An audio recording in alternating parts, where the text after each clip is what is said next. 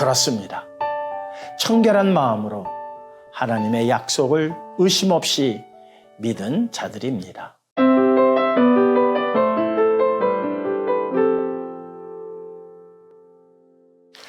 빛이 없으면 우리는 아무것도 볼 수 없습니다. 볼 수 없다고 아무것도 없는 것은 아닙니다.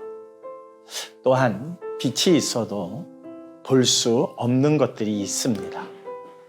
이런 것들을 보기 위해서는 자외선이나 적외선 등 특수 카메라를 통해서 볼 수 있습니다.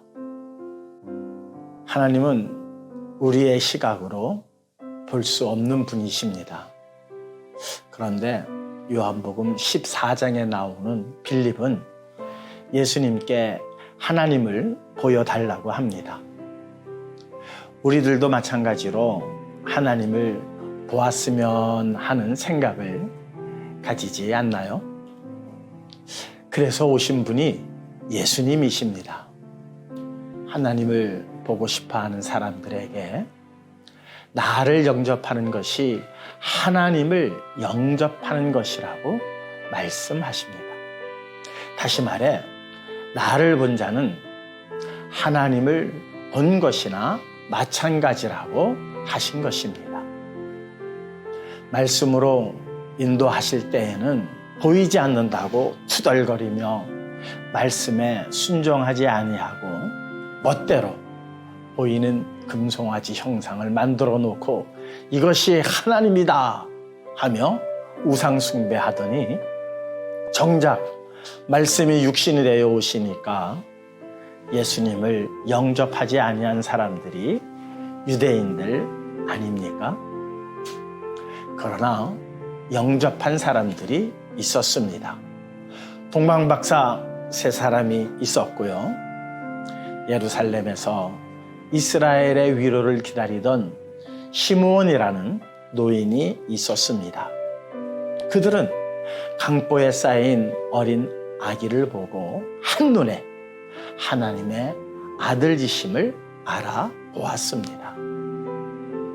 강보에 쌓인 어린 아이에게서 무엇을 보았을까요? 눈으로 보기에는 어린 아기이지만 그 아기 속에 하나님의 능력이 있음을 어떻게 보았을까요? 마음이 청결한 자는 하나님을 볼 것이니요. 네, 그렇습니다. 청결한 마음으로 하나님의 약속을 의심 없이 믿은 자들입니다.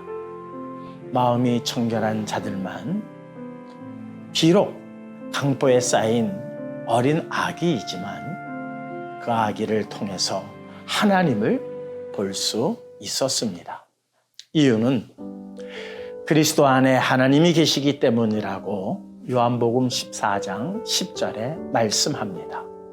그리고 예수님은 십자가에 달려 돌아가시기 전에 우리를 위하여 이러한 사실을 믿게 해달라고 간절히 이렇게 기도하셨습니다.